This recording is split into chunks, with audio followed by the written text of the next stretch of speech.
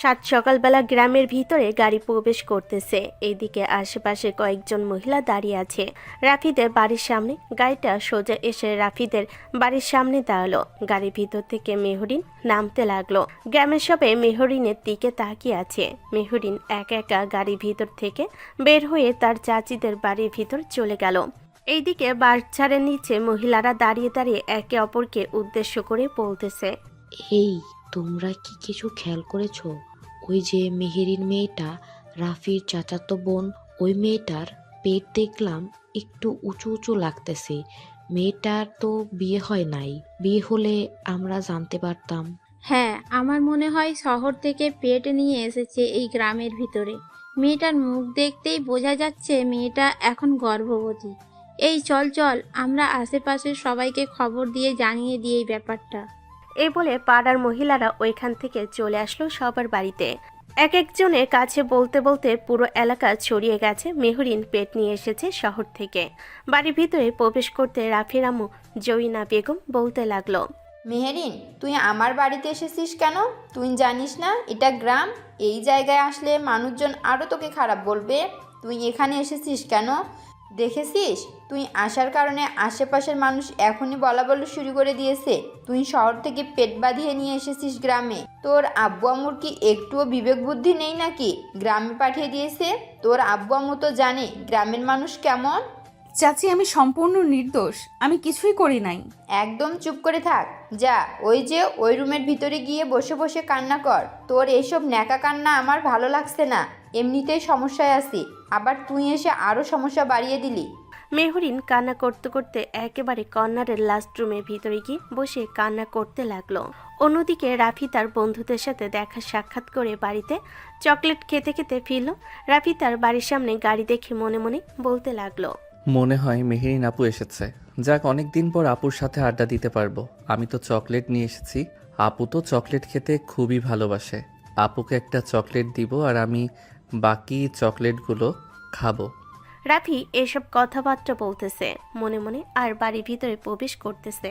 বাড়ির ভিতরে প্রবেশ করতে দেখতে পেল তার আম্মু রান্নাঘর থেকে চেঁচামেচি করতেছে আর মেহরিনকে উদ্দেশ্য করে বলতেছে, মেহেরিন, তুই ভালোই ভালোই এই বাড়ি থেকে চলে যা, না হলে আমাদের মান সম্মান চলে যাবে। এই সমাজে আমাদের একটা মান সম্মান আছে, আমরা আমাদের মান সম্মান নষ্ট করতে পারবো না। অযথা কান্না করে লাভ হবে না। তুই ঢাকায় থাকিস, ঢাকায় চলে যা। আম্মু, তুমি এইভাবে মেহেরিন আপুকে বকাবকি করতেছো কেন? আর মেহেরিন আপু কোথায়? মেহেরিন আপু, ও মেহেরিন আপু, তুমি ঢাকা থেকে আমার জন্য কি নিয়ে এসেছো? এই বলে রাফি হাঁটতে হাঁটতে চলে আসলো একেবারে শেষের রুমের সামনে। আস্তে আস্তে রুমের ভিতরে প্রবেশ করতে দেখতে পেল মেহরিন বিছানায় শুয়ে শুয়ে কান্না করতেছে। মেহরিনকে কান্না করতে দেখে রাফি বলতে লাগলো, মেহেরিন আপু, তুমি কান্না করতেছো কেন? তোমাকে কি আম্মু বকা দিয়েছে নাকি এই বাড়িতে আসার জন্য? তুমি কান্না করো না, আমি আম্মুকে বকে দিতেছি। আর আম্মু কেন বকা দিয়েছে তোমাকে, আমাকে বলো। আরে তেমন কিছু হয় নাই, এমনিতেই বকা দিয়েছে, একটু দুষ্টুমি করেছি তো তাই আর কি। ও আচ্ছা, এই নাও, তোমার জন্য চকলেট নিয়ে এসেছি।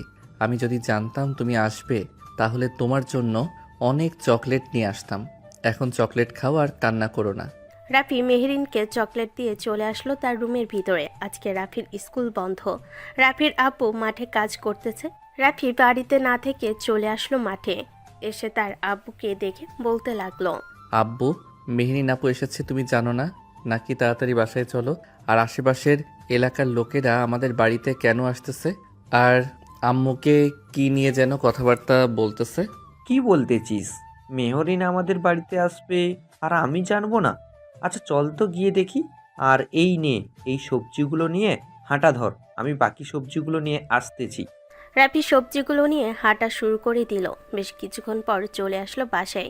এসে দেখে এলাকার কয়েকজন মহিলারা বসে আছে। রাফি এবং তার আব্বু বাড়ির ভিতর প্রবেশ করতেই মহিলাগুলো রাফির আব্বুকে উদ্দেশ্য করে বলতে লাগলো, রাফির বাবা, আমরা অনেক ভালো জানতাম মেহেরিনকে, কিন্তু মেহেরিন এইরকম একটা কাজ করবে আগে জানতাম না। তার চেহারা সুন্দর হয়েছে বলে কি এইরকম কাজ করবে? কি বলতেছেন আপনারা? আর মেহরিন কি এমন করেছি আপনারা এইভাবে আমার বাড়িতে এসে ভিড় জমিয়েছেন? কেন জানো না নাকি মেহেরিন কি করেছে?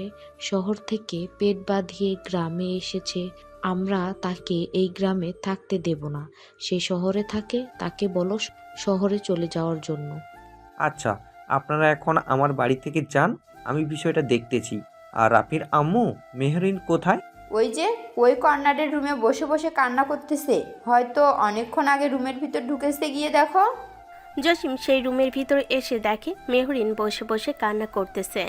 মেহরিনকে কান্না করতে দেখে জসিম মেহরিনের মাথায় হাত বুলিয়ে দিতে দিতে বলতে লাগলো, মেহরিন কি হয়েছে আমাকে একটু খুলে বল তো। আর তোর এই রকম অবস্থা কে করেছে? আমি কোনো অপরাধ করি নাই, আমি সত্যি বলতেছি, আমি একদম নির্দোষ। হ্যাঁ, আমি বুঝতে পারছি তুই একদম নির্দোষ। এখন আমাকে বলো তো এই রকম অবস্থা কিভাবে হয়েছে? আর তুই তো শহরে থাকিস, তোর তো বুদ্ধি জ্ঞান বলতে অনেক কিছুই আছে। তোর এই রকম অবস্থা কে করেছে আমাকে একটু খুলে বল। মেহরিন জসিমকে সবকিছু খুলে বলতে জসিম মেহরিনকে উদ্দেশ্য করে বলতে লাগলো, আচ্ছা, তুই এখানে বসে থাক আর কান্না করিস না, আমি বিষয়টা দেখতেছি কি করা যায়। আর রাফি, তুই এখানে দাঁড়িয়ে আছিস কেন? তুই বাইরে যা। রাফি বাহিরে চলে আসলো। এইদিকে মেহরিন কান্না বন্ধ করে বসে রইল। জসিম সাহেব বাহিরে এসে তার ফোনটা বের করে ফোন দিল মেহরিনের আব্বুকে। কলটা রিসিভ করতে বলতে লাগলো, মেহরিনকে আমার বাড়িতে পাঠিয়ে দিয়েছিস, এইরকম অবস্থা করে তোরা তাড়াতাড়ি গ্রামে আয়, তোদের সাথে কথাবার্তা বলবো। আজকে রাতে ট্রেনে উঠবি, কালকে যাতে এখানে পৌঁছতে পারিস। আচ্ছা, আমরা আজকে রাতে ট্রেনে উঠতেছি। তুই একটু মেহরিনকে দেখে রাখিস যাতে মেহরিন কোনো দুর্ঘটনা না ঘটায়। তুই তো জানিস আমার একমাত্র মেয়ে, সে তাকে হারিয়ে ফেললে আমি আর বেঁচে থেকে কি করব। জসিম এসব কথাবার্তা বলতেছে। অন্যদিকে রাফি মেহরিনের রুমে এসে মেহরিনকে উদ্দেশ্য করে বলতে লাগলো, মেহরিন আপু, গ্রামের মহিলারা তোমাকে খারাপ বলতেছে কেন? তুমি কি এমন খারাপ কাজ করেছো যে গ্রামের মহিলারা তোমাকে খারাপ বলতেছে? এমনিতেই আর এইসব তুই মাথায় ঢুকাস না, ওরা যা ইচ্ছা তাই বলুক, তুই তোর মতো চলাচল কর। তোমাকে কেউ কিছু বলবে আর আমি চুপ করে থাকবো, এটা কিভাবে হয়? আমি চুপ করে থাকবো না। কেউ যদি তোমাকে বাজে কথা বলে তাহলে আমি তার নাকে ঘুষি মেরে নাক ফাটিয়ে দেব। রাফির কথা শুনে মেহরিন মুচকি হাসলো আর মনে মনে বলতে লাগলো, রাফি, তুই তো এখনো ছোট, মাত্র তোর বয়স 12 বা 13। আর একটু বয়স হলে তাহলে তুই বুঝতে পারতি। এখন তো তুই বুঝিস না ওরা কেন আমাকে খারাপ বলতেছে। মেহরিন মনে মনে এসব কথা বলতেছে। অন্যদিকে রাফি বাহিরে এসে বসে বসে পিঠা খাইতেছে। জসিম জরিনাকে উদ্দেশ্য করে বলতে লাগলো, জরিনা, এখন কি করব? মেয়েটা এই রকম অবস্থা করে এসেছে গ্রামে, এখানে তার কোনো অপরাধ নেই, তাকে জোর জবরদস্তি করে এরপর তার সাথে এরকম করেছে। আমাকে সব ঘটনা খুলে বলেছে। তার আব্বু আম্মুকে ভয়ে বলতে পারে নাই, তাই এখানে চলে এসেছে। আমি এতদিন জানি না এই এলাকায় লোক আমাকে যাতে কোনো কটূক্তি কথা না বলতে পারে তার ব্যবস্থা করো। এখন তোকে এই গ্রামে কিভাবে রাখবে বা এই গ্রাম থেকে কিভাবে বের করে দিবে এটা তোমার ব্যাপার। আমি তোমার কাছ থেকে এত কিছু শুনতে চাই না। দুজন এসব কথাবার্তা বলতেছে। দেখতে দেখতে রাত হয়ে আসলো। রাতে খাওয়া দাওয়া শেষ করে সবাই ঘুমাচ্ছে। এইদিকে মেহরিন জানালার পাশে দাঁড়িয়ে আকাশের দিকে তাকিয়ে কান্না করতেছে। এমন সময় কারো কথার শব্দ পেল মেহরিন। পিছনে ফিরতেই দেখতে পেল রাফি দাঁড়িয়ে আছে। মেহরিন তাড়াতাড়ি করে তার চোখের পানি মুছে ফেলল আর মুচকি একটা হাসি দিয়ে বলতে লাগলো, কি রে পিচ্ছি, তুই এখনো ঘুমাস নাই? যা তাড়াতাড়ি ঘুমিয়ে পড়, রাত অনেক হয়েছে। ঘুমাবো, কিন্তু তুমি কান্না করছিলে কেন এভাবে? তোমার কান্না করার শব্দ শুনে তো আমি ঘুমাতে পারি নাই। এমনিতেই কান্না করছিলাম। তুই এখন গিয়ে ঘুমা, তারপর অনেক রাত হয়েছে তো, কেউ যদি আবার দেখে তাহলে বাজে মন্তব্য করবে। আপু, সবাই বাজে মন্তব্য করবে কেন? আমি যে খারাপ এটার জন্য বাজে মন্তব্য করবে। এখন তুই রুমে যা। সবাই যদি খারাপ হয় তাহলে আল্লাহ তো ভালো, তিনি তো জানে তুমি কোনো অপরাধ করো নাই। রাফির কথা শুনে মেহরিনের বুক কেঁপে ওঠে। মেহরিন রাফির মাথায় হাত রেখে আবারও বলতে লাগলো, তুই এসব বুঝবি না, তুই এখন রুমে যা, তোর এখনো বোঝার বয়স হয় নাই। তুই রুমে গিয়ে ঘুমা, অনেক রাত হয়েছে। রাফি মেহরিনের কথা শুনে চলে আসলো তার রুমে। এইদিকে মেহরিন বিছানায় শুয়ে পড়ল। চাঁদের আলো এখনো তার রুমের ভিতরে আসতেছে।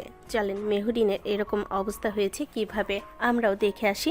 ততক্ষণে মেহরিন ঘুমিয়ে পড়ুক। ফ্ল্যাশব্যাক।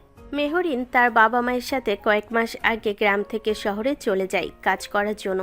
মেহরিনকে একটা বড়লোক পরিবারের বাসে কাজের জন্য দেওয়া হয়। মেহরিনের বাবার পরিচিত সেই লোকটা। মেহরিন কয়েকদিন কাজ করে খুব ভালো মন জয় করে ফেলেছে সেই লোকের। বেশ কয়েকদিন এভাবে চলে যাওয়ার পর হঠাৎ রাতে একদিন মেহরিন রুমে শুয়ে আছে। এমন সময় ওই লোকটা মেহরিনের রুমের ভিতরে এসে মেহরিনের মুখ চেপে ধরে মেহরিনের সাথে খারাপ কাজ করতে লাগলো।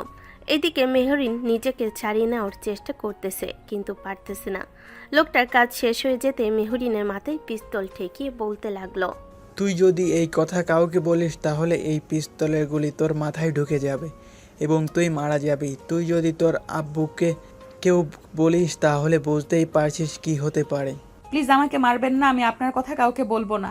আর আপনি আমার সাথে এমনটা না করলেও পারতেন। প্লিজ আমাকে ছেড়ে দিন। ছেড়ে তো দিবই, তবে তোকে যা বলেছি তা যেন হয়।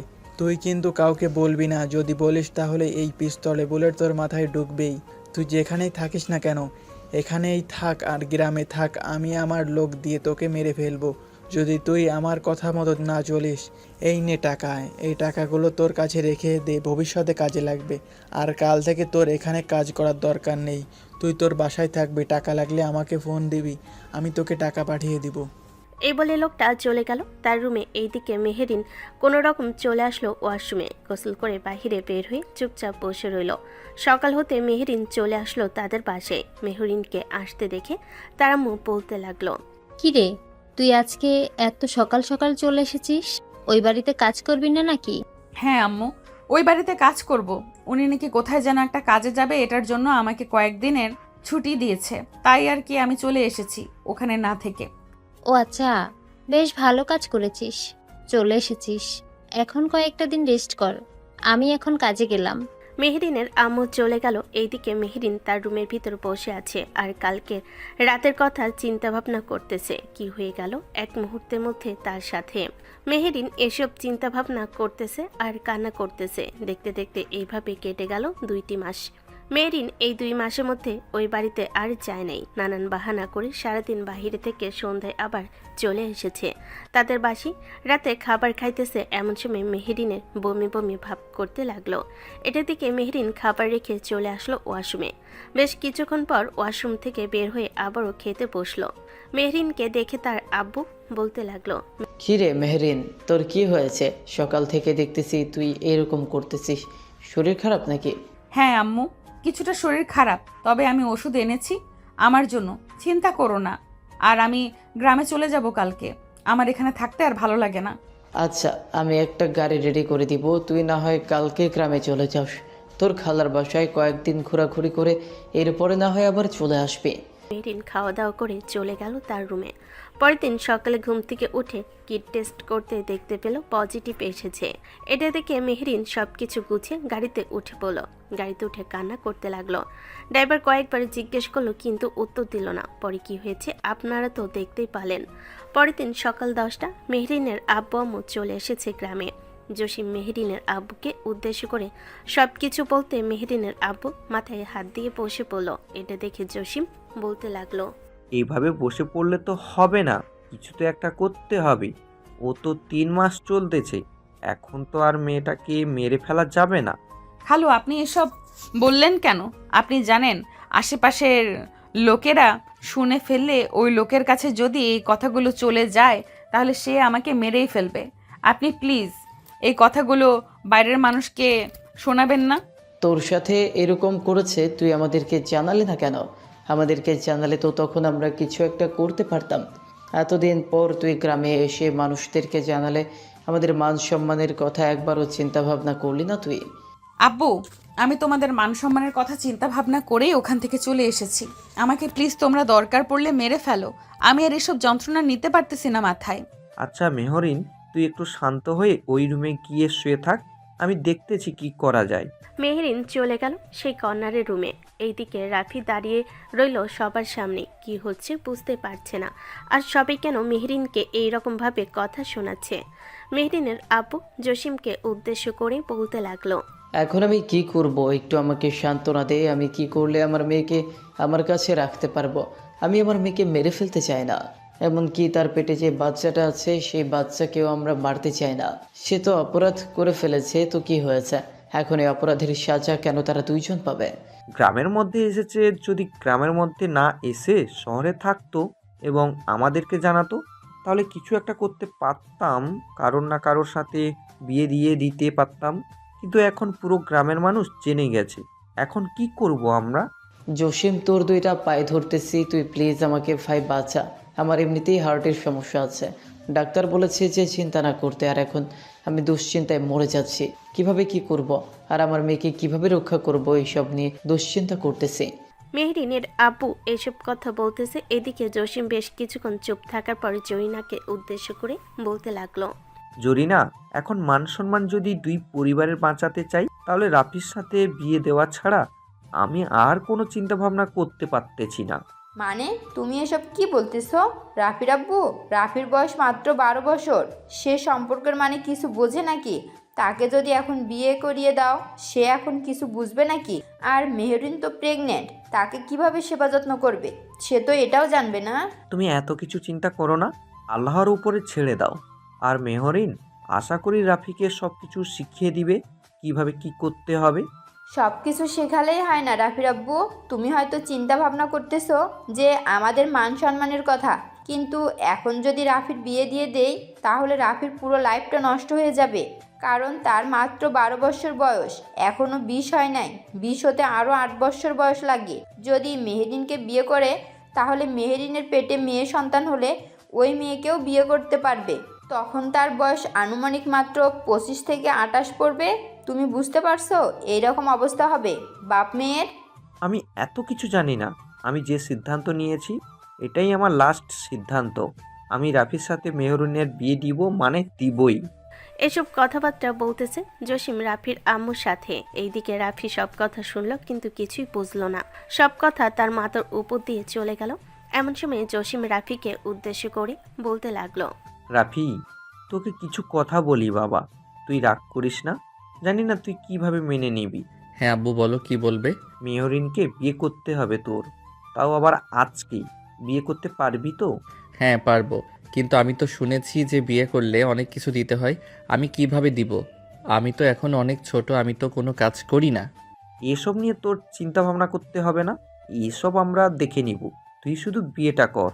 রাফি বিয়ে করার জন্য রাজি হয়ে গেল। অন্যদিকে মেহেরিন তার রুমের ভিতরে শুয়ে আছে, জানালা দিয়ে সব কথাই শুনেছে। মেহেরিন উপর দিকে তাকিয়ে দুহাত মোনাজাত ধরে আল্লাহকে উদ্দেশ্য করে বলতে লাগলো।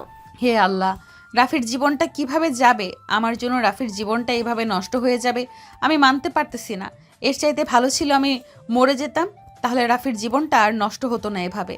মেহরিন মোনাজাতে আল্লাহর কাছে এসব বলতেছে। এদিকে রাফি চলে আসলো বাইরে, রাস্তা দিয়ে হেঁটে হেঁটে বাজারের দিকে যাইতেছে। এমন সময় কয়েকটা ছেলে রাফিকে উদ্দেশ্য করে বলতে লাগলো। কিরে রাফি, তুই নাকি ওই পেট বাঁধা মেয়েটার দায়িত্ব নিবি? তুই তো নিজেই একটা পিচ্ছি, তুই মেয়েটার দায়িত্ব নিবি কি করে? তার চাইতে ভালো হবে তুই ওই মেয়েটাকে আমাদের কাছে ছেড়ে দে, আমরা না হয় কিছু টাকা পয়সা দিয়ে তার সাথে একটু মজা করে ছেড়ে দিব। সিনিয়র ছেলেগুলোর মুখে এইরকম কথাগুলো শুনে রাফি ওই ছেলেগুলোর উপর ঝাঁপিয়ে পড়ল। একটা নাক বরাবর সজের ঘুষি মারতে নাক ফেটে রক্ত পড়তে লাগলো। এদিকে রাফি রাগের মাথায় বলতে লাগলো। আমার আপুকে নিয়ে বাজে কথা বলিস তোরা, আজকে তোদের নাক মুখ আমি ফাটিয়ে ফেলবো। আর কোনো দিন যদি এইরকম কিছু শুনি তাহলে তোদের না কেন পা কেটে রেখে দিব। ছেলেগুলো তাড়াতাড়ি করে ওইখান থেকে চলে গেল, কারণ রাফির চোখ রক্তবর্ণ ধারণ করে ফেলেছে, পুরো মুখ লাল হয়ে গেছে রাফির। এইদিকে রাফি বাজারে আর না গিয়ে চলে আসলো বাসায়। রাফির এরকম অবস্থা দেখে মেহরিন বলতে লাগলো। রাফি, এরকম অবস্থা হয়েছে কেন তোর মুখের? তুই কি কারোর সাথে ঝগড়া করেছিস নাকি? ঝগড়া করলে তো তোর এই অবস্থা হয়ে যায়। সত্যি করে বল তো কি হয়েছে? আর বলো না আপু, কয়েকটা বাজে ছেলে তোমাকে নিয়ে খারাপ মন্তব্য করছিল, তখন আমি রেগে গিয়ে তাদেরকে পিটিয়েছি। একটার তো নাক ফাটিয়ে ফেলেছি, তাকে নিয়ে ডাক্তারের কাছে গেছে। রে রাফি, কি হয়েছে? তুই নাকি রাস্তায় মারামারি করে এসেছিস? আমি ক্ষেত থেকে আসার সময় জানতে পারলাম তুই নাকি পাড়ার ওই রাজুর ছেলেকে নাক ফাটিয়ে দিয়েছিস। হ্যাঁ আব্বু, তাকে নাক ফাটিয়ে দিয়েছি, কারণ সে মেহরিন আপুকে নিয়ে বাজে কথা বলছিল, তাই আমি তার সাথে এরকম করেছি। কেউ যদি আপুর ব্যাপারে এইরকম খারাপ মন্তব্য করে তাহলে আমি কাউকে ছেড়ে দিব না। হ্যাঁ, এভাবেই অন্যায়ের প্রতিরোধ করবে। আর মেহরিন, তুই এক কাজ করিস, এই বাড়ি থেকে আপাতত কয়েকদিন বের না হওয়াই ভালো। রাফি, তুই ঠিকমতো স্কুলে যাস আর বিকালবেলা আমার সাথে মাঠে কাজ করিস। আমার কাছে কিছু টাকা আছে, আমি ওই টাকা দিয়ে তোকে একটা দোকান খুলে দিব। আশা করি 2 জায়গায় কাজ করলে তুই ইনকাম করতে পারবি, সাথে তোর পড়ালেখা চালিয়ে যেতে পারবি। জসিম এইসব কথাবার্তা বলতেছে, দেখতে দেখতে সন্ধ্যা হয়ে আসলো। সন্ধ্যার পরে পাশের মসজিদের ইমাম সাহেবকে ডেকে নিয়ে এসে মেহেরিন আর রাফির বিয়েটা পড়িয়ে দিল। ইমাম সাহেব জসিমকে উদ্দেশ্য করে বলতে লাগলো, জসিম, তুমি এই কাজটা ঠিক করেছো, তবে আরেক দিক দিয়ে তুমি তোমার ছেলের জীবনটা নষ্ট করে দিয়েছো, কারণ সে এখনো ছোট, সম্পর্কে কোনো কিছুই বোঝে না। একজনের জীবন বাঁচাতে গিয়ে আরেকজনের জীবন মৃত্যুর বলে ঠেলে দিয়েছো। আচ্ছা যাই হোক, তোমরা এখন যাও, আমি রাফিকে সব কিছু বুঝিয়ে দিতেছি। জসিম আর মেহরিনের আব্বু চলে আসলো বাইরে। এদিকে ইমাম সাহেব রাফিকে সবকিছু বুঝিয়ে দিল, রুমের ভেতর এসে কি কি করতে হবে কি না করতে হবে। এদিকে রাফি সবকিছু বুঝে নিয়ে চলে আসলো রুমের ভিতর, দরজাটা লাগিয়ে দিয়ে চলে আসলো মেহরিনের সামনে। মেহরিন খাটের মধ্যখান থেকে নেমে রাফির পা ধরে সালাম করলো। এইদিকে রাফি বলতে লাগলো, আরে আরে আপু, তুমি কি করতেছো? আমার পা ধরে সালাম করতেছো কেন? আমি তো তোমার ছোট, আমার পা ধরে সালাম করতে হবে না। রাফি, তুই এখন আমার স্বামী, আমি তোর পা ধরে সালাম করতেই পারি। চল অজু করে এসে নামাজ আদায় করে এরপর আমি তোকে সবকিছু শিখিয়ে দিতেছি, তুই এইভাবে ওইভাবে সবকিছু করবি। রাফি আর মেহরিন অজু করে এসে দুজনে 2 রাকাত নফল নামাজ আদায় করে নিল। 2 রাকাত নফল নামাজ আদায় করা শেষ করে মেহরিন আর রাফি খাটে বসে পড়ল। মেহরিন রাফিকে আস্তে আস্তে সবকিছু বুঝিয়ে দিতেছে। সবকিছু আস্তে আস্তে বুঝে নি রাফি মেহরিনের কথা অনুযায়ী কাজ করতে লাগলো। তাদের বাসরাত কমপ্লিট করতে থাকুক, আমরা ততক্ষণে চোখ বন্ধ করে থাকি। রাফি সকালবেলা ঘুম ভাঙতে দেখতে পেল সে মেহরিনের বুকের উপরে শুয়ে আছে। মেহরিন তাকে ধরে শুয়ে আছে। এটা দেখে রাফি কিছুটা লজ্জা পেল। যেই উঠে চলে যেতে যাবে এমন সময় দেখতে পেল মেহরিন তাকে শক্ত করে জড়িয়ে ধরে আছে। এটা দেখে রাফি মেহরিনকে উদ্দেশ্য করে কানে কাছে এসে বলতে লাগলো, মেহরিন আপু, আমাকে ছাড়ো, সকাল হয়েছে, আম্মু ডাকতেছে, আমি বাহিরে যাব। রাফির কথা শুনে মেহরিন উঠে পড়ল। চোখ খুলতে দুজনের এরকম অবস্থা দেখে মেহরিন কিছুটা লজ্জা পেল, কিন্তু প্রকাশ করলো না। রাফিকে ছেড়ে দিতে রাফি চলে যেতে যাবে এমন সময় মেহরিন রাফিকে বলতে লাগলো, রাফি, কালকে রাতে কি হয়েছে এইসব কাউকে কিছু বলিস না, কারণ তুই এখন আমার স্বামী আর আমি তোর বউ, এসব কাউকে বলতে নেই। আর শোন, এখন গোসল করে ফেল গিয়ে, আম্মু যদি কিছু জিজ্ঞেস করে তাহলে আম্মুকেও বলিস না, তোর বন্ধু বান্ধব কাউকে বলিস না, বলবি যে কিছুই হয় নাই। এত সকাল সকাল গোসল করলে আম্মু তো প্রশ্ন করবেই। আচ্ছা, তারপরেও তুমি যেহেতু বলতেছো, আমি গোসল করতেছি। এই বলে রাফি চলে আসলো ওয়াশরুমে। দরজাটা লাগিয়ে দিয়ে ভালোভাবে গোসল করে বের হয়ে খাবার খেতে বসে গেল। আজকে রাফিকে পুরো অন্যরকম লাগতেছে। রাফির আম্মু রাফিকে উদ্দেশ্য করে বলতে লাগলো, কিরে রাফি, মেহরিনের সাথে তুই থাকতে পারবি তো, নাকি তোর থাকতে কষ্ট হবে? কষ্ট হলে আমাদেরকে বলতে পারিস। না আম্মু, থাকতে কষ্ট হয় না, তবে আম্মু মেহরিন আপুর পেট ফোলা ফোলা কেন? মেহরিন খাবার মুখে দিতে যাবে এমন সময় রাফির মুখ থেকে এই কথা শুনে মেহরিন খাবার আর মুখে না দিয়ে রাফির আম্মুর মুখের দিকে তাকিয়ে রইল। এদিকে জয়না রাফিকে উদ্দেশ্য করে বলতে লাগলো, এটা না হয় মেহরিন তোকে বুঝিয়ে দেবে, তার পেট কেন ফোলা ফোলা। মেহরিন, তুই রাফিকে বুঝিয়ে দিস তোর পেট কেন ফোলা ফোলা। ঠিক আছে আম্মু, আমি রাফিকে বুঝিয়ে দেব সব কিছু, আপনি চিন্তা করবেন না। আর রাফি, তুই খাবার খেয়ে রুমে যা, অন্য কোথাও যেতে হবে না, আমি তোকে সব কিছু বুঝিয়ে দিব। আচ্ছা বুঝিয়ে দিও, কিন্তু তুমি এখন আমার আম্মুকে আম্মু ডেকেছো কেন? আগে তো খালা ডাকতে, এখন আম্মু ডাকলে কেন? এটাও না হয় তোকে বুঝিয়ে দেব। খাবার খাওয়া শেষ করে এখন চুপচাপ আর কোনো কথা বলিস না, খাওয়া দাওয়া শেষ করে রুমে যা। রাফি আর কোনো কথা না বলে খাওয়া দাওয়া শেষ করে চলে আসলো রুমে। এদিকে জয়না মেহরিনকে উদ্দেশ্য করে বলতে লাগলো, মেহরিন, দেখলি তো তুই, রাফি এখনও সম্পর্ক কিছুই বোঝে না, তুই একটু বুঝিয়ে দিস। আর তাকে তো তোরই বোঝাতে হবে, তুই যদি না বুঝাস তাহলে আর কে বোঝাবে? এখন সে তোর হাজবেন্ড, অন্য কিছু তো আর বলতে পারি না। আগে তোর ভাই ছিল, এখন হাজবেন্ড হয়ে গেছে। মেহরিন চুপচাপ খাওয়া দাওয়া করে ওইখান থেকে চলে আসলো রুমে। এসে দেখে মেহরিনের ফোন টিপতেছে রাফি। মেহরিনকে আসতে দেখে মেহরিনের ফোনটা রেখে দিল রাফি। মেহরিন দরজাটা লাগিয়ে দিয়ে চলে আসলো রাফির কাছে। রাফিকে বিছানায় শুইয়ে দিয়ে তার মাথাটা তার কোলে নিয়ে হাত বুলিয়ে দিতে দিতে বলতে লাগলো, রাফি, তুই জিজ্ঞেস করেছিলি না আমি তোর আম্মুকে আম্মু আম্মু ডেকেছি কেন? হ্যাঁ, এটা জিজ্ঞেস করেছি, সাথে তোমার পেট ফোলা কেন? এটাও জিজ্ঞেস করেছি। এই দুইটা প্রশ্নের উত্তর দাও আমাকে।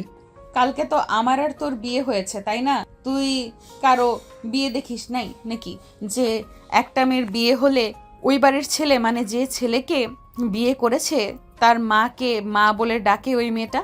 ঠিক তেমনি কালকে তোকে বিয়ে করেছিলাম না, এখন তোর আম্মুকে আমিও আম্মু ডাকবো। আর আমার পেট ফুলার কারণ হচ্ছে আমার পেটে বেবি আছে। সত্যি বলতেছো? তোমার পেটে বেবি আছে? আমি খুব খুশি হয়েছি। এই বেবির বাবাকে? মেহরিন চুপ হয়ে রইল বেশ কিছুক্ষণ। চুপ হয়ে থাকার পর রাফিকে উদ্দেশ্য করে বলতে লাগলো, এই বেবির বাবা হচ্ছিস তুই। রাফি তো আরো খুশি হয়ে গেল। খুশিতে মেহরিনকে জড়িয়ে ধরল। এদিকে মেহরিন রাফিকে আবারও উদ্দেশ্য করে বলতে লাগলো, দেখ, এইসব কথা কিন্তু কাউকে বলবি না, কারণ কাউকে যদি বলিস তাহলে ওরা সবাই তোকে খারাপ ভাববে। আর তুই এখন তুই আমার কথা মতো চলতে পারবি না, চলাচল করতে আমার কথা মতো। অবশ্যই পারবো, তবে একটা কথা। মেহরিন আপু, কালকে রাতে যে আমি তোমার সাথে ওইগুলো করেছি, মানে তুমি যা যা শিখিয়ে দিয়েছো আমি তা তা করেছি, আমার কেমন যেন লাগছিল। আর তোমার কাছে থাকলে আমার এখন কেমন যেন খুবই ভালো লাগে। ভালো তো লাগবেই। এখন থেকে তুই তো আমার কাছে প্রত্যেক দিন থাকবি। কালকে যেভাবে রেখেছিলাম আজকেও সেভাবেই রাখবো।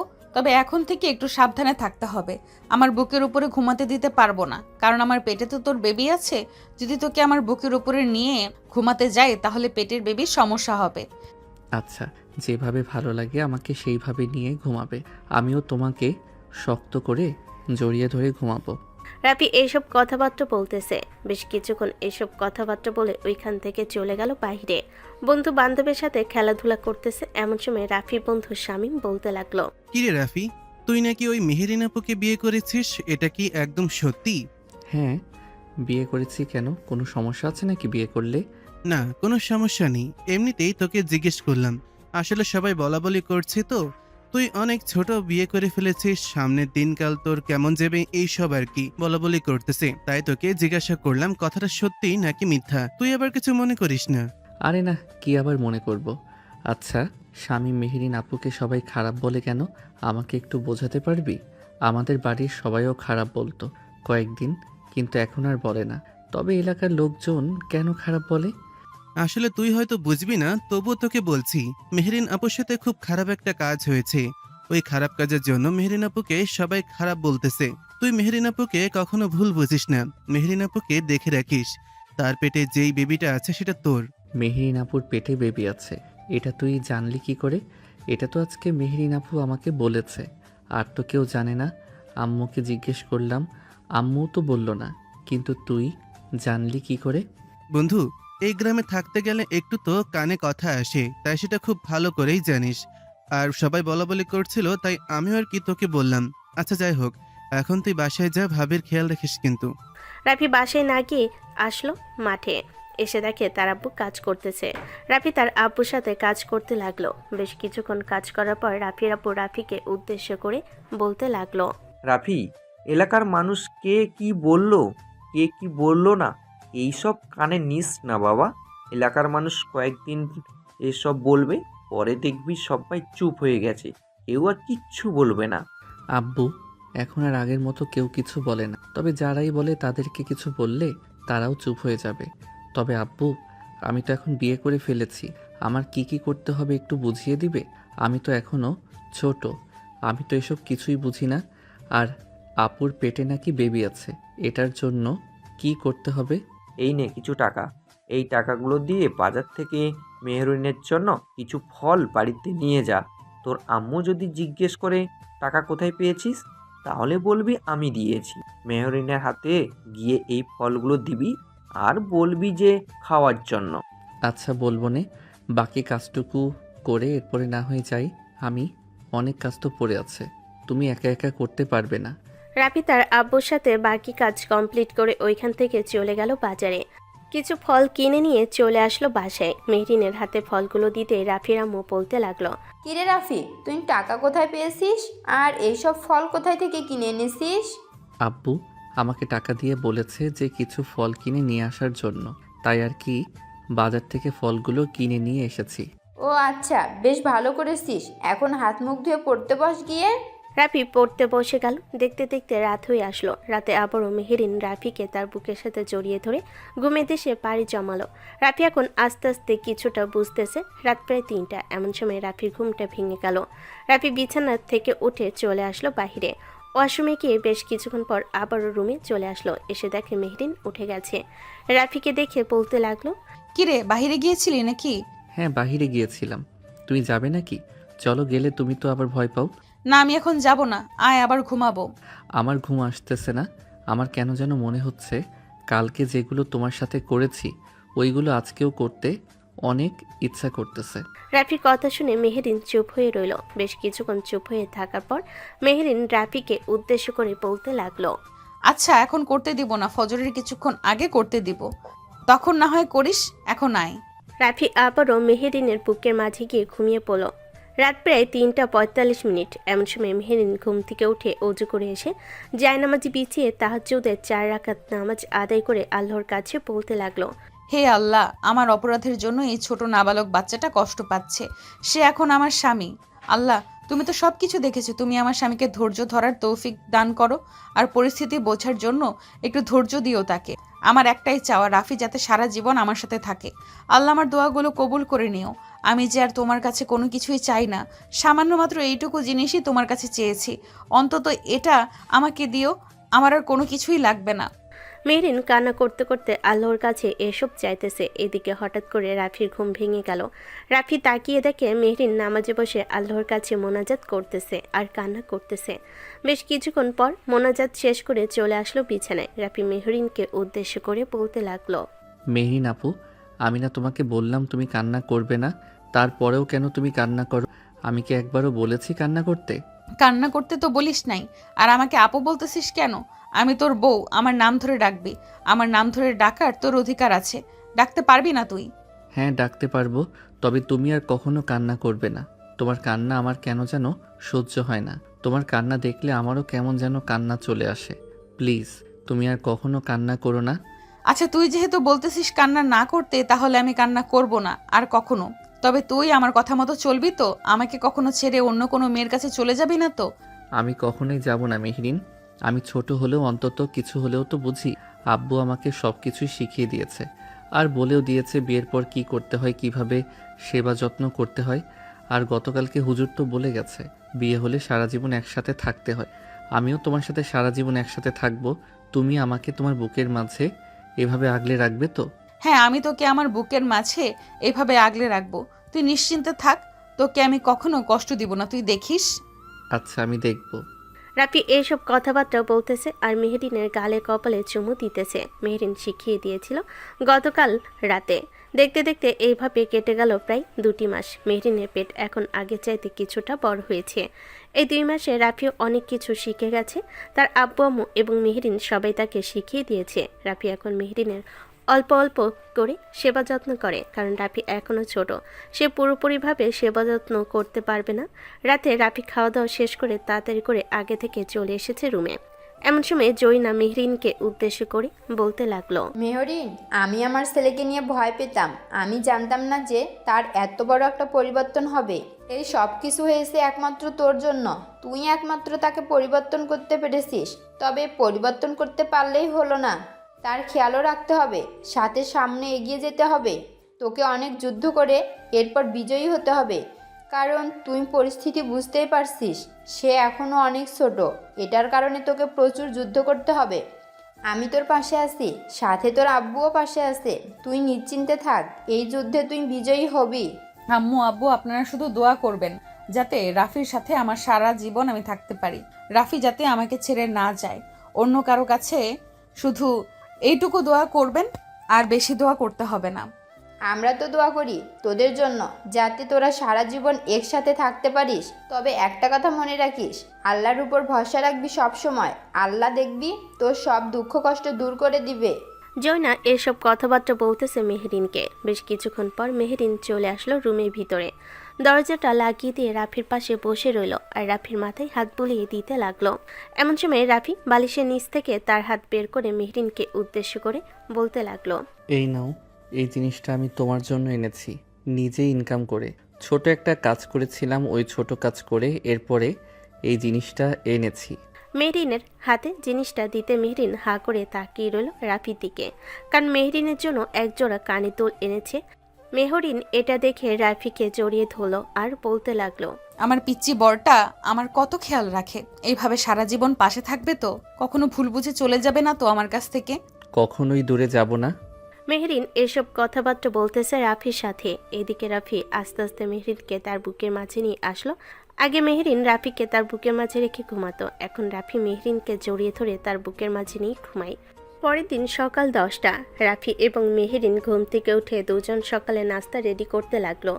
মেহরিন রুটি বেলে দিচ্ছে আর রাফি ভেজে দিতেছে। এমন সময় জসিম আর জয়িনা উঠে বাইরে আসতেই দুজনের এরকম অবস্থা দেখে একে অপরের দিকে তাকাতে লাগলো। জসিম জয়িনাকে উদ্দেশ্য করে বলতে লাগলো, এই দেখেছো, আমি কখনো ভুল কাজ করতে পারি না। আমি যা করি সব সময় সঠিক কাজ করি। এখন দেখলে তো তোমার ছেলের কি অবস্থা হয়েছে।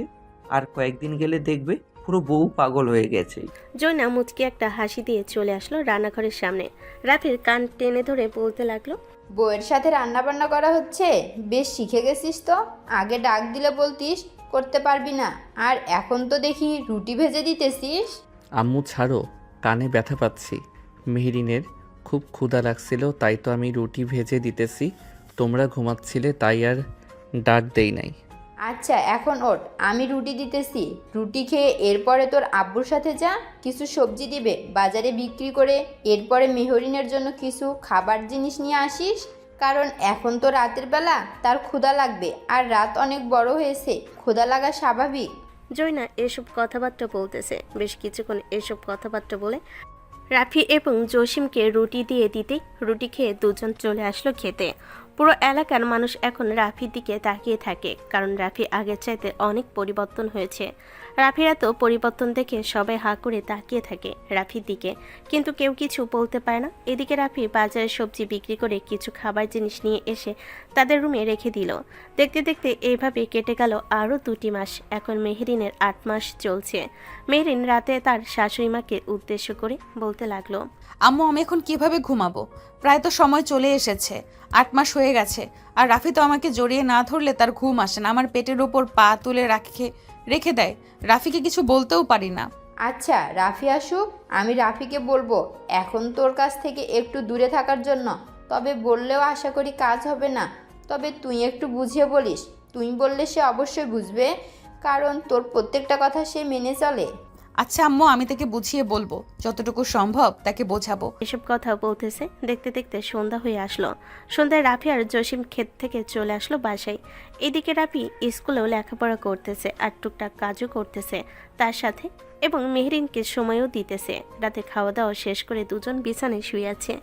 এমন সময় মেহরিন রাফিকে উদ্দেশ্য করে বলতে লাগলো, রাফি, তোমার সাথে আমার কিছু কথা ছিল। আসলে তুমি রাগ করবে না তো কথাগুলো বললে? না, রাগ করব না, বলো কি বলবে। আসলে রাফি, আর তো 1 মাস রয়েছে। 1 মাস পর আমাদের বেবি এই পৃথিবীর আলো দেখবে। তুমি যদি একটু কষ্ট করে আমাকে পেছন থেকে জড়িয়ে ধরে ঘুমাতে তাহলে ভালো হতো। সামনে থেকে জড়িয়ে ধরে ঘুমালে তোমার পা আমার পেটে লাগে, তখন আমি ব্যথা পাই, আর বেবিও ব্যথা পায়। হয়তো তুমি এইটুকু কষ্ট করতে পারবে না। হ্যাঁ পারবো। আর কিছু করতে হবে নাকি? না, আর কিছু করতে হবে না, জাস্ট আপাতত এইটুকু করলেই হবে। রাফি মেহরিনকে পিছন থেকে জড়িয়ে ধরে শুয়ে আছে, কিন্তু বারবার নড়াচড়া করতেছে। মেহরিন বুঝতে পারতেছে। বেশ কিছুক্ষণ এইভাবে নড়াচড়া করার পর মেহরিন রাফির দিকে ঘুরে শুয়ে পড়ল। রাফি আস্তে আস্তে করে মেহরিনকে জড়িয়ে ধরে ঘুমের দেশে পাড়ি জমালো। এদিকে মেহরিন রাফির কপালে গালে চুমু দিয়ে বলতে লাগলো, এইরকম ভাবে যদি তুমি আমার সাথে করো তাহলে কিভাবে হবে রাফি? বেবি হলে আমি তোমাকে কোলে নিয়ে ঘুমাবো নাকি বেবিকে কোলে নিয়ে ঘুমাবো? তখন তো দুজনেই ঝগড়া করবে। মেহরিন এসব কথা চিন্তা করতেছে আর মুচকি হাসতেছে। বেশ কিছুক্ষণ চিন্তা করতে করতে ঘুমের দেশে পাড়ি জমালো। পরের দিন সকালে ঘুম থেকে উঠে মেহরিন রাফিকে উদ্দেশ্য করে বলতে লাগলো, রাফি, বাজারে তো বিকালবেলা যাবে, আমার জন্য কিছু ফল কিনে নিয়ে এসো। আর এই নাও, আব্বু পাঠিয়েছে, বলেছে যে ফল খাওয়ার জন্য। আর কয়েকদিন তো সময় আছে, আমাকে বলেছে যে ঢাকায় চলে যাইতে। আমি কি এখন ঢাকায় চলে যাব নাকি গ্রামেই থাকবো? আমি তো এত কিছু জানি না, তুমি আম্মুকে জিজ্ঞেস করো, দেখো আম্মু কি বলে। যদি বলে ঢাকায় যাওয়ার জন্য, তাহলে ঢাকায় যেতে হবে, এছাড়া তো আর কোনো উপায় নেই। রাফি এইসব কথাবার্তা বলতেছে। বেশ কিছুক্ষণ এসব কথাবার্তা বলার পর ওইখান থেকে উঠে চলে আসলো মাঠে। কাজ করে বাজারে গিয়ে মেহরিনের জন্য কিছু খাবার এবং ফল নিয়ে চলে আসলো আবারও বাসায়। পরের দিন মেহরিন সবার কাছ থেকে বিদায় নিয়ে চলে আসলো ঢাকায়। অন্যদিকে রাফি রুমের ভিতরে শুয়ে আছে। এমন সময় তার আম্মু আসলো আর বলতে লাগলো, কী রে রাফি, তোকে না যেতে বললাম, তুই গেলি না কেন? তুই গেলে তো মেয়েটার জন্য আরও বেশি ভালো হতো। তুই কালকে সকালে চলে যাস, ওইখানে মেয়েটা একা একা থাকবে। কি করবে কি না করবে এসব দেখাশোনা করবে কে? তার আব্বু আম্মু তো অফিসে থাকবে। তাহলে ঢাকায় যাওয়ার দরকার কি ছিল? গ্রামে থাকলেই তো হতো। গ্রামে থাকলে তো ভালো চিকিৎসা হতো না? ঢাকায় গেছে, ওইখানে যে কোনো সময় হাসপাতালে নিয়ে যাওয়া যাবে। আর এখানে থেকে হাসপাতালে নিয়ে যেতে হলে অনেক দূরে নিয়ে যেতে হবে। তুই তো বুঝতেই পারছিস, এটার জন্য আমি ঢাকা পাঠিয়ে দিয়েছি। তুই কালকে চলে যাস। রাফি মাথা নাড়লো। দেখতে দেখতে রাত কেটে দিন হলো। রাফি ট্রেনে বসে আছে। প্রায় দীর্ঘ 3 ঘন্টা পর চলে আসলো তার গন্তব্যে। স্টেশনে নেমে ঠিকানা অনুযায়ী চলে আসলো সেই জায়গায়। অলিগলি দিয়ে ভিতরে ঢুকে সোজা চলে আসলো রুমের সামনে। ভিতরে প্রবেশ করতে দেখতে পেল মেহরিন বিছানায় শুয়ে আছে। রাফিকে দেখে আস্তে আস্তে উঠে বসলো আর বলতে লাগলো, কি ব্যাপার, তুমি তো দেখে চলে এসেছো। তুমি না বললে আসবে না, তাহলে তুমি এখন চলে আসলে কেন? আম্মু আমাকে পাঠিয়ে দিয়েছে তুমি এখানে কি খাবে কি না খাবে এইসব চিন্তা ভাবনা করে পাঠিয়ে দিয়েছে আমাকে, আর বলেছে যে তোমার সেবা যত্ন করার জন্য। ও আচ্ছা, বসো, এখানে আমি তোমাকে খাবার দিতেছি।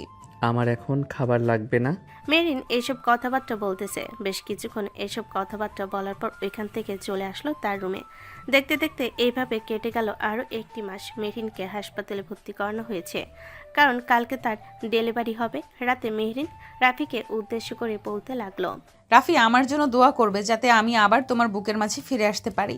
আর আমি যদি না আসি তাহলে আমার ছেলে হোক আর মেয়ে হোক তাকে দেখে রাখবে, কিন্তু আমাকে কথা দাও। চুপ, এসব বলবে না, এসব কথা আমি শুনতে পারি না। আর আল্লাহ অবশ্যই তোমাকে আমার কাছে ফিরিয়ে দিবে, আমি আল্লাহর কাছে দোয়া করব। দেখতে দেখতে রাত কেটে সকাল হলো।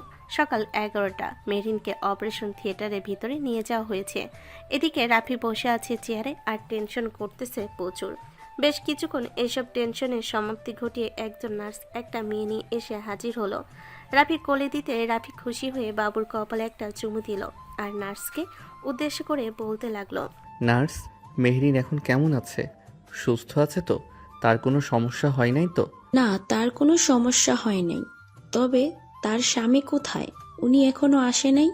আপনারা তাকে সুখবর দেন যে তাদের একটা মেয়ে হয়েছে। আমি হচ্ছি তার স্বামী।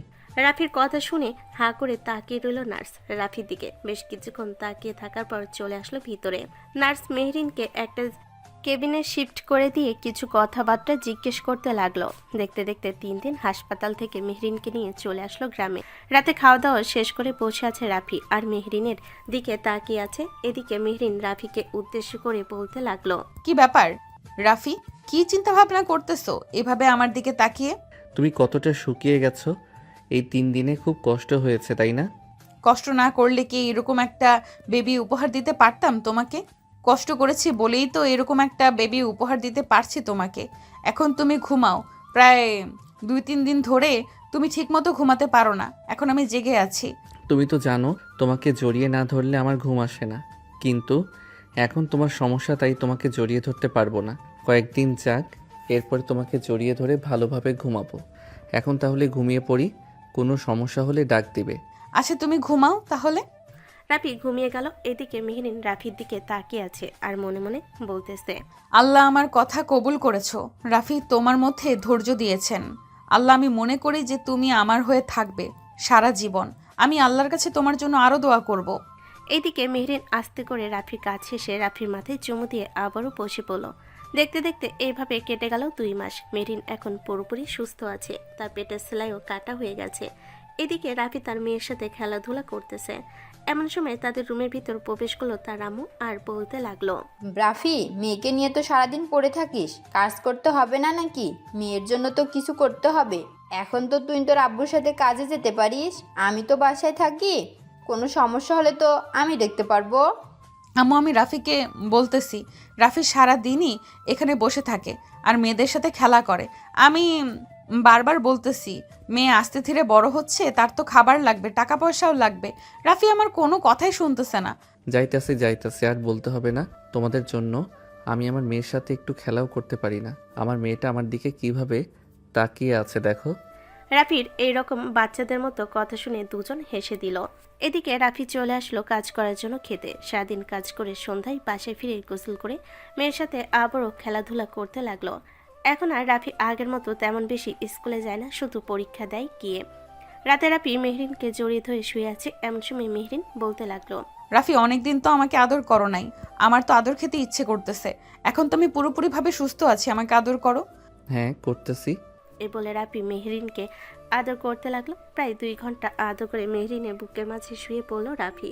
মেহরিন রাফির কপালে, গালে এবং সব জায়গায় চুমু দিতেছে আর বলতেছে, আমার লক্ষ্মী জামাই, আমি তো এরকমই চেয়েছিলাম একটা জামাই, আর আলহামদুলিল্লাহ পেয়েছিও। রাফি এখন নামো, মেয়ে তাকিয়ে আছে, তাকে তো খাওয়াতে হবে, তার ক্ষুধা লাগছে, এই দেখো কান্না করতেছে। তুমি খাওয়াও, আমি একপাশে শুয়ে আছি তোমার।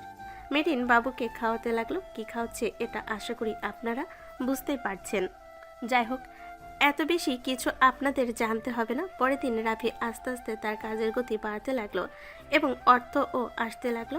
দেখতে দেখতে এইভাবে কেটে গেল 2টি বছর। রাফি মেয়ে মাশাল্লাহ এখন বড় হয়েছে কিছুটা এবং পাপা পাপা বলে ডাকে। সবাই খুবই খুশি। রাফির আব্বু রাফিকে উদ্দেশ্য করে বলতে লাগলো, রাফি, মেয়ে তো বড় হচ্ছে, কিছু করতে হবে। এভাবে ছোটোখাটো কাজ করলে চলবে? আমার কাছে টাকা আছে, এই টাকা দিয়ে কিছু একটা কর। আচ্ছা আব্বু, আমি রাতে চিন্তা ভাবনা করে দেখি কি করা যায় এই সামান্য টাকা দিয়ে। এরপর না হয় তোমাকে আমি জানাবো কি করব। আচ্ছা, রাতে তুই সিদ্ধান্ত জানাস। আর মেহরিন, তুমিও একটু রাফিকে বোঝাও কি কাজ করলে ভালো হবে। রাফি, তুমি একটু রুমে আসো, তোমার সাথে কথাবার্তা বলি, দেখি কি কাজ করতে পারবে তুমি, আমিও জানতে চাই। মেহরিনের কথা শুনে রাফি চলে আসলো রুমে। বেশ কিছুক্ষণ বসে থাকার পর মেহরিন রাফির হাতে কিছু টাকা দিয়ে বলতে লাগলো, এই নাও, এই টাকাগুলো দিয়ে এবং আব্বুর কাছ থেকে কিছু টাকা নিয়ে শহর থেকে সস্তায় যেই জামা কাপড়গুলো প্রিন্ট করে বিক্রি করে ওইগুলো এখানে কিনে নিয়ে আসো। গ্রামের মানুষ সবাই কিনবে আশা করি। যদি না কিনে তখন তো লস হয়ে যাবে, তখন কি করবে? অন্য কোথাও তো বিক্রিও করতে পারবে না। তুমি এত চিন্তা করো না, তোমাকে যেটা বলেছি সেটা করো। তুমি কালকে যাও, গিয়ে নিয়ে আসো। মেহরিনের কথা শুনে চলে আসলো রাফি বাহিরে। তার আব্বু আম্মুকে উদ্দেশ্য করে বলতে লাগলো, আম্মু আব্বু, মেহরিন তো বলতেছে যে শহরে গিয়ে ওইখান থেকে কিছু প্রিন্টের কাপড় নিয়ে আসার জন্য। সে নাকি এই গ্রামে বিক্রি করবে। আমি কি গিয়ে নিয়ে আসবো? আর এইগুলো কি বিক্রি হবে নাকি বিক্রি হবে না? যেহেতু মেহরিন বলতেছে বিক্রি হবে, তাহলে একবার এনে দেখ, আর না হলে পরেরটা পরের ব্যবস্থা করা যাবে। তুই কালকে ঢাকায় যা, ওইখান থেকে গিয়ে নিয়ে আয়। ঢাকায় গিয়ে তো নিয়ে আসতে পারবো, কিন্তু কত টাকা দাম ধরবে এটাই তো জানি না। কারণ আমি তো ঢাকায় গিয়ে কোনো জামা কাপড় কেনাকাটা করি নাই কখনো। তুমি একটু মেহরিনকে বলো আমার সাথে যাওয়ার জন্য। ট্রেনে যাব, আবার ট্রেনে করে চলে আসব, তাহলে তো আর কোনো সমস্যা হবে না। আর মারফিয়া তো এখন আর কান্না করে না, তোমাদের কাছেও থাকে আমাদের কাছেও থাকে, সবচাইতে বেশি তো তোমার কাছেই থাকে। তুমি না হয় কালকে নিয়ে একটু ঘোরাঘুরি করবে, আমরা সকাল সকাল বের হয়ে যাব, আবার দুপুরের মধ্যে বাসায় চলে আসব। আর এখন তো ফিডার দিয়ে দুধ খায়, তার জন্য তো আলাদাভাবে দুধ আনা হয়েছে দোকান থেকে, ওইগুলো বানিয়ে খাইয়ে দিলে তো খাইতে পারবে। আচ্ছা, তুই চিন্তা করিস না, তুই আর মেহরিন কালকে সকাল সকাল বের হয়ে যাবি, আমি মারফিয়াকে দেখে রাখবো। জয়না এসব কথাবার্তা বলতেছে। দেখতে দেখতে রাত হয়ে আসলো। রাতে রাফি মারফিয়ার সাথে খেলাধুলা করে মেহরিনকে জড়িয়ে ধরে ঘুমিয়ে এসে পাড়ি জমালো। পরের দিন ঘুম থেকে উঠে ফ্রেশ হয়ে সকাল সকাল বের হয়ে বলল ঢাকা যাওয়ার উদ্দেশ্যে। মেহরিন রাতের বেলা কয়েকজনের সাথে কথা বলে রেখেছে। সকাল 10টার মধ্যে চলে আসলো সেই 2টা অফিসে। এসে দেখা করে কাপড়ের কোয়ালিটি দেখে ওখান থেকে অর্ধেক আর একটা থেকে অর্ধেক নিয়ে আবারও রওনা দিল গ্রামের উদ্দেশ্যে। 2টা টিকিট কেটে বসে রইল। এমন সময় রাফি মেহরিনকে উদ্দেশ্য করে বলতে লাগলো, মেহরিন, তুমি তো সেলাই কাজ শিখেছো, তুমি তো চাইলে সেলাই কাজ করতে পারো, মেশিনের ব্যবস্থা করে দেই, আব্বুকে বললেই পারবে। আর এই দিকেও আমি দেখি কি কাজ করতে পারি। ঠিক আছে, তুমি দেখো তাহলে কি কাজ করতে পারো, আর আমিও দেখি কি কাজ করা যায়। যদি এই কাপড়গুলো ভালো হয় তাহলে আমি অবশ্যই একটা মেশিন নিয়ে বসবো, যাতে মানুষজনের কাপড় সেলাই করা যায়। কথা বলতে বলতে ট্রেন তাদের স্টেশনে এসে পৌঁছে গেল। রাফি মেহরিনকে নিয়ে চলে আসলো বাসায়। ফ্রেশ হয়ে খাওয়া দাওয়া করে রাফি মারফিয়ার সাথে খেলাধুলা করতে লাগলো। অন্যদিকে মেহরিন চলে আসলো দুজনের বাড়িতে। দুজনকে বলে দিতে ওই দুজন পুরো গ্রামকে বলে দিয়েছে যে কাপড় বিক্রি করে। সবাই আস্তে আস্তে এসে দেখতে লাগলো কাপড়গুলো ভালো হয় কারণে তাড়াতাড়ি বিক্রি হয়ে গেল আর সেলাই করার জন্য কাজ দিয়ে গেল মেহরিনকে। সন্ধ্যায় মেহরিন বসে আছে, এমন সময় রাফি আর জসিম একটা সেলাই মেশিন নিয়ে আসলো।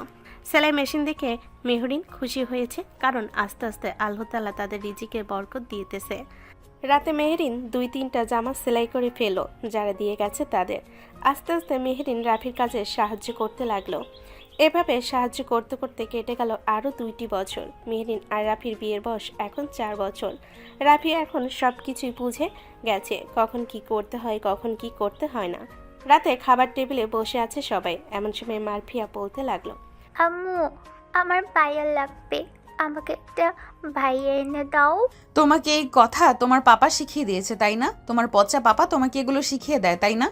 নো পাপা খুবই ভালো, আমাকে চকলেট দেয়, আমাকে আদর করে খাইয়ে দেয়। ওই যে পাশের বাসার একটা আপু আছে, তাদের বাসায় একটা ভাইয়া হয়েছে, আমার ওরকম একটা ভাইয়া লাগবে, আমাকে এনে দাও। আচ্ছা, তোমাকে ভাইয়া এনে দিব, তবে সময় লাগবে। মেহরিন, মেয়েটা যেহেতু চাইতেছে তাহলে আবার নিয়ে যাও। আর রাফি তো এখন পুরোপুরি সব কিছু বোঝে, রাফির জন্য তো আর কোনো সমস্যা হবে না। এখন তো তোমরা দুজনেই কাজ করতেছো এবং পর্যাপ্ত পরিমাণ অর্থ আছে, তাহলে ভয় পাচ্ছ কেন? আম্মু ভয় পাচ্ছি না, আসলে আমি চাচ্ছিলাম কি মারফিয়াকে স্কুলে ভর্তি করিয়ে দিয়ে সামনের বছরের পরে একটা বেবি নেওয়ার চেষ্টা করব, কিন্তু মারফিয়া যেহেতু এখন চাইতেছে তাহলে নিতেই হবে। হ্যাঁ নিয়ে যাও, যত তাড়াতাড়ি পারো তত তাড়াতাড়ি নিয়ে নাও, তাতে তোমাদের জন্য ভালো হবে। আর রাফি, তুই কালকে একটু খেতে তাড়াতাড়ি করে চলে যাস, তোর আব্বুর শরীরটা তেমন বেশি ভালো না, জ্বর জ্বর ভাব, ডাক্তার দেখিয়ে নিয়ে এসেছিলাম, ডাক্তার বলেছে যে রেস্টে থাকলে ঠিক হয়ে যাবে। আচ্ছা আম্মু, তোমরা চিন্তা করো না। আর আমি থাকতে আব্বু কেন এখন আর কাজ করবে? আমি তো এখন থেকে যাচ্ছি কাজে, আব্বুর কোনো কাজ করতে হবে না। জরুরি কাজ হলে এরপরে না হয় আব্বুকে দিব কাজ করার জন্য। রাফি এইসব কথাবার্তা বলতেছে। বেশ কিছুক্ষণ এইসব কথাবার্তা পর চলে আসলো তার রুমে। রাতে বিছানায় শুয়ে আছে রাফি, মারফিয়া আর মেহরিন। এমন সময় রাফি মেহরিনকে জড়িয়ে ধরে মেহরিনের গালে ঠোঁটে কিস করতে লাগলো। বেশ কিছুক্ষণ কিস করার পর আদর করতে যাবে, এমন সময় মেহরিন বলতে লাগলো, রাফি এখন আদর করতে পারবে না, তুমি তো জানো কি হয়েছে আমি একটু অসুস্থ, আর এই অসুস্থ থেকে ওঠার 10 দিন পর আদর করলে বেবি হওয়ার চান্স বেশি থাকে, তুমি তো এটা বেশ ভালো করেই জানো। ও হ্যাঁ, আমার মনে ছিল না তোমার যে এখন ওইগুলো চলতেছে। আচ্ছা এখন তাহলে ঘুমাও। এই বলে রাফি আরেকটু মেহরিনকে আদর করে ঘুমিয়ে এসে পাড়ি জমালো। রাত কেটে সকাল হলো। সকালে খাওয়া দাওয়া শেষ করে রাফি চলে আসলো খেতে, একা একা কাজ করতেছে। এমন সময় তার আব্বু আসলো। রাফি তার আব্বুকে দেখে বলতে লাগলো, আব্বু, তুমি এই অসুস্থ শরীর নিয়ে কেন এসেছো? বাসায় চলে যাও, আর এখানের কাজ আমি কমপ্লিট করে ফেলেছি, সুস্থ হয়ে পরে আসবে। রাফি এসব কথাবার্তা বলতেছে। এদিকে রাফির আব্বু রাফিকে উদ্দেশ্য করে বলতে লাগলো, রাফি, আসলে অভ্যাস হয়ে গেছে তো অসুস্থ শরীর নিয়েও কাজ করতে, তাই আর কি চলে এসেছি। বিছানায় শুয়ে থাকতে ভালো লাগে না, এই মাটি, এই ঠান্ডা হাওয়া, এইসব জিনিস আমার খুব ভালো লাগে খুব। তাহলে তুমি এখানে বসে থাকো, আমি পাশের ক্ষেতের কাজগুলো করে ফেলি, তোমার একটা কাজও করতে হবে না। এই বলে রাফি পাশের ক্ষেতের কাজগুলো করে ফেলো। কাজগুলো শেষ হতে রাফি এবং তার আব্বু চলে আসলো বাসায়। রাতে খাওয়া দাওয়া শেষ করে রাফি রুমে এসে মেহরিনকে জড়িয়ে ধরে গল্প করতে লাগলো। এভাবেই তাদের দিনগুলো কাটতেছে। মারফিয়া রাফিকে উদ্দেশ্য করে বলতে লাগলো, আব্বু আম্মুকে বলো আমাকে একটা ভাইয়া এনে দেওয়ার কথা, কত দিন হয়ে গেছে আমি ভাইয়াকে দেখি না, আমার একটা ভাইয়া লাগবে। মারফিয়া, আমি তো বলেছি তোমাকে ভাইয়া এনে দেব, একটু সময় দাও, দেখবে তোমার ভাইয়া খুব তাড়াতাড়ি চলে আসবে। তুমি যদি সময় না দাও, তুমি যদি এইভাবে তোমার আম্মুকে বলো যে তাড়াতাড়ি ভাইয়া এনে দেওয়ার জন্য, তাহলে আমি ভাইয়া এনে দেব কি করে? একটা ভাইয়া আনতে 1 বছর সময় লাগে। তুমি 1 বছর মনোযোগ সহকারে পড়ো, তখন তুমি বড় হয়ে যাবে আর তোমার ভাইয়াকে নিয়ে খেলাধুলো করতে পারবে। তুমি আমাকে প্রমিস করো যে আমার একটা ভাইয়া এনে দিবে খুব তাড়াতাড়ি, তাহলে আমি তোমার সব কথা মানবো। এই যে দেখো, তোমাকে কথা দিতেছি, আর তোমার আব্বুও তোমাকে কথা দিতেছে যে খুব তাড়াতাড়ি একটা ভাইয়া নিয়ে আসবো আমরা। এখন তুমি ঘুমাও। মারফিয়া চোখ বন্ধ করে ঘুমের দেশে পাড়ি জমালো। এইদিকে রাফি আস্তে আস্তে মেহরিনের ঠোঁট জোড়া কামড়ে ধরলো। কামড়ে ধরার কারণে মেহরিন রেসপন্স করতে পারছে না। বেশ কিছুক্ষণ এইভাবে যাওয়ার পর মেহরিন বলতে লাগলো, রাফি, এখন তাহলে তুমি আদর করা শুরু করো, আমি পুরোপুরিভাবে প্রস্তুত আছি। হ্যাঁ, আদর করতেছি। রাফি মেহরিনকে আদর করা শুরু করলো। সারা রাত আদর করে সকালের দিকে রাফি মেহরিনের বুকে শুয়ে ঘুমিয়ে দেশে পাড়ি জমালো। সকাল 10টা, মেহরিন আর রাফি ঘুমাচ্ছে। অন্যদিকে মারফিয়া চলে গেছে তার দাদির কাছে। তার দাদিকে উদ্দেশ্য করে বলতে লাগলো, দাদি, আব্বু আম্মু এতক্ষণ ঘুমোচ্ছে কেন আজকে? প্রতিদিন তো খুব তাড়াতাড়ি উঠে যায়, আজকে এতক্ষণ ঘুমোচ্ছে কেন? আব্বু আম্মুকে একটু ডেকে দাও। কালকে রাতে মনে হয় তোমার ভাইয়া আনার জন্য চেষ্টা করেছিল, এটার জন্য ওরা এখনো ঘুমাচ্ছে। তুমি এখানে বসো, আমি তোমার জন্য কিছু খাবার দিতেছি, তুমি খেতে থাকো। ততক্ষণে আমি রান্না শেষ করে ফেলি, এরপরে না হয় তোমার আব্বু আম্মুকে ডাক দেবো। আচ্ছা। মারফিয়া বসে বসে কি যেন খেতে লাগলো। অন্যদিকে রাফি আর মেহরিন ঘুম থেকে উঠে দেখে সকাল 11টা বেজে গেছে। এটা থেকে মেহরিন রাফিকে উদ্দেশ্য করে বলতে লাগলো, রাফি, সকাল 11টা বেজে গেছে, তাড়াতাড়ি ওঠো। এদিকে আম্মু কি করতেছে আমি দেখে আসি, এরপরে গোসল করব। আর তোমার মেয়েও ঘরে নাই, নিশ্চয়ই বাহিরে আম্মুর সাথে রান্নাঘরে বসে আছে। কালকে রাতে প্রচুর কাজ করেছো তুমি আমার সাথে, এখন আর ঘুমালে হবে না, ওঠো। তুমি যাও, ফ্রেশ হয়ে এরপরে কিছু খেয়ে নাও। আমি কিছুক্ষণ পর উঠতেছি, আমার ঘুম এখনো হয় নাই, আমি আর একটু ঘুমাবো। মেরিন আর কিছু না বলে চলে গেল। অন্যদিকে রাফি ঘুমাতে লাগলো। বেশ কিছুক্ষণ ঘুমানোর পর ঘুম থেকে উঠে ফ্রেশ হয়ে বাইরে এসে খাওয়া দাওয়া করে আবারও কাজে লেগে পড়লো। কাজ করতে করতে সন্ধ্যা হয়ে আসলো। সন্ধ্যায় বাসে এসে রাফি তার মেয়ের সাথে কথাবার্তা বলতেছে। এমন সময় মারফিয়া বলতে লাগলো, আব্বু, তুমি আম্মুর বুকে ঘুমাও কেন? আমাকে তো আম্মু বুকে নিয়ে ঘুমোয় না, তুমি কেন ঘুমো? তোর আম্মুর বুকে শান্তি আছে, আমার এটার জন্য তোর আম্মুর বুকে ঘুমাই আমি। রাফি, এসব কি শিখাচ্ছ মারফিয়াকে? তুমি কিন্তু এখন আমার হাতে মায়ের খাবে। রাফি, এসব আর শেখাবে না। আচ্ছা, আর শিখাবো না। এইসব নিয়ে কথাবার্তা বলতেছে সবাই। দেখতে দেখতে এইভাবে কেটে গেল 8টি মাস।